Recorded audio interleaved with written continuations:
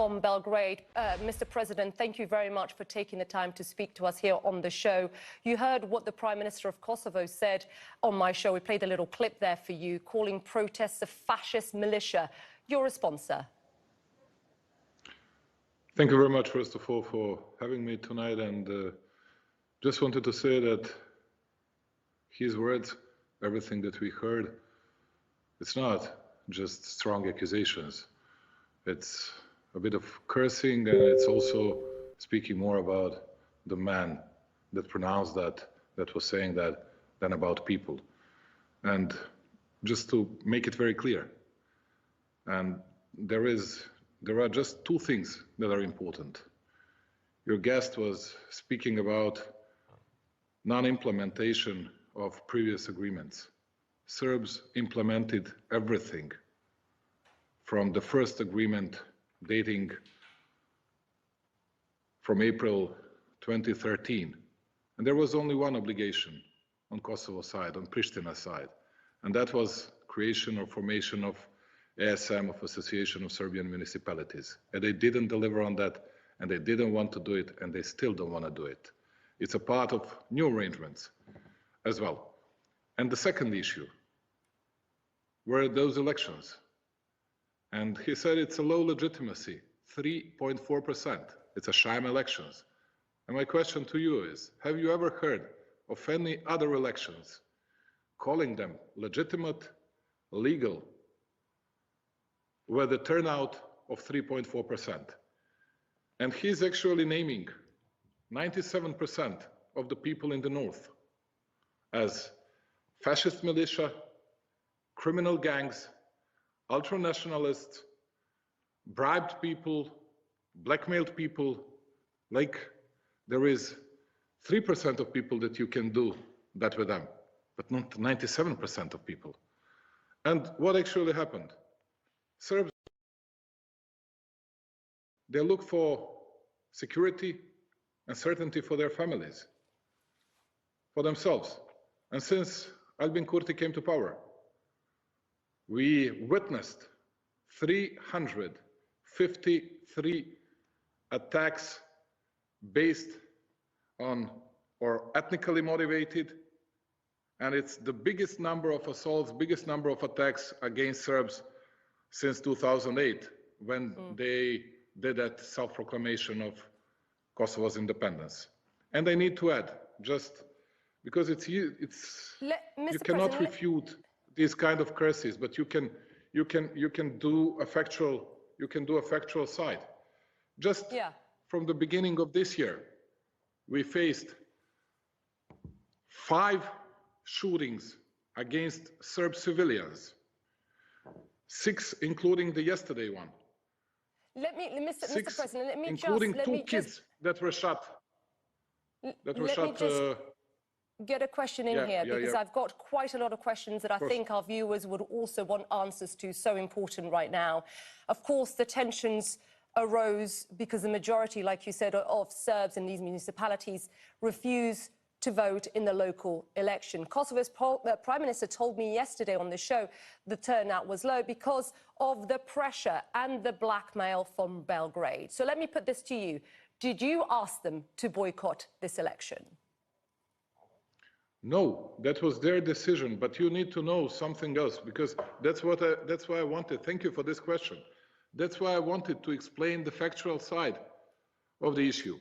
You need to know that Serbs before 2013 have never ever participated in Kosovo or Pristina's organized elections. Then we agreed upon that. Then Serbs participated 4 times in those elections. And there has never been any problems. Since Albin Kurti came to power, he was banning Serbs to participate in a referendum process which was organized by Belgrade. He banned them to participate in Serbia's parliamentarian election. But more than that, and more importantly, he did not deliver on creating Association of Serb Municipalities, which was a precondition for Serbs, even 10 years ago, 11 years ago, to participate in local and parliamentarian elections in Pristina. So given this, how do we then de-escalate these tensions? How do we stop these protesters from this violence that we've seen? How do we then de-escalate, Mr. President? Once again, thanks for this opportunity to say what is our attitude. We were very dedicated in calling Serbs to stay calm and to stay tranquil and to do everything to stabilize the situation which was destabilized by Prishtina's regime. And even after everything that happened 2 days ago, and one Serb was shot with 2 bullets in his back, and still it's not certain what's going to happen with him. And you didn't hear it anywhere. And we do regret the fact that there were some NATO soldiers injured. And that's what we publicly said immediately after it happened. Yesterday and today, we faced very peaceful, we faced very peaceful protests. And there were physicians, nurses, teachers, everybody was protesting. Were those people blackmailed by someone? No. Those people, they just want to see Kosovo Special Police Forces withdrawing from those premises that has never ever belonged to them. We will talk about that, but let me ask this. You're calling illegitimate and illegal mayors as well. You're calling for calm, Mr. President. Is that call for calm also going to those northern municipalities? Do you have control over those protesters? I don't have any kind of control, but I believe that most of those people will always show respect to the state of Serbia. And what we can do with our international interlocutors, with our partners from European Union, United States, all the others from all over the world, is that we need to have a stable region. Yeah. Why I'm saying this? Because Serbia, when I say Serbia, it means 50% of overall Western Balkans economy. It means 63% of attracting foreign direct investments of an entire region. We don't need any kind of escalation. What we need is peace. And that's why we propose an open Balkan initiative. And that's why we need to see, of course, to have freedom of movement and everything else. No one wants to see, Mr. President, an escalation here. I don't think anyone's calling for an escalation. But let me just ask you this. Look, our colleague kind of broke down for us what's at the heart of this. And it's the fact that Serbia doesn't recognize Kosovo as an independent and sovereign nation.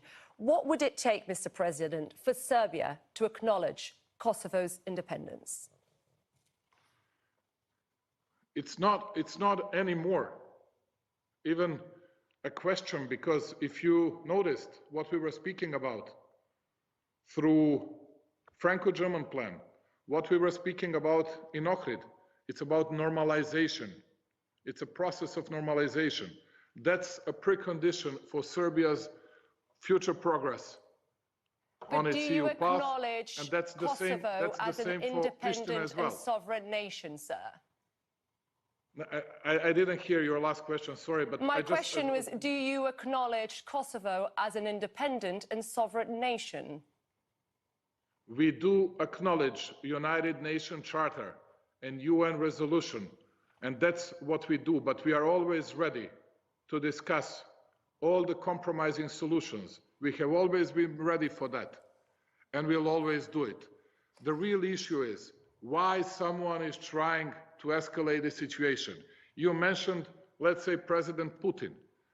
And I can tell you that I heard even in your medias and many other medias that Serbia, under the instruction of President Putin, will attack that and that country, that and that entity. And of course, it did not happen. It never came out of my mouth. None of that has ever come out of my mouth. So just to be clear, let me ask you this, Mr. President. I understood you wrongly. The US ambassador to Kosovo has said, and I'm going to read out, we have asked Prime Minister Kurti very directly to take immediate steps to achieve a de-escalation in the north. He has not been responsive to those requests. So let me ask you this. You have put, Mr. President, the armed forces on the highest level of combat readiness. What is then your red line?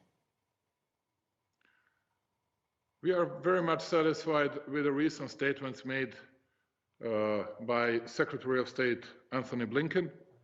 We are we believe that it was a very accurate statement made by French President Emmanuel Macron, and we believe that they said the things in a way that is very substantive to everything that is ongoing, that is happening in Pristina or in North Kosovo in particular.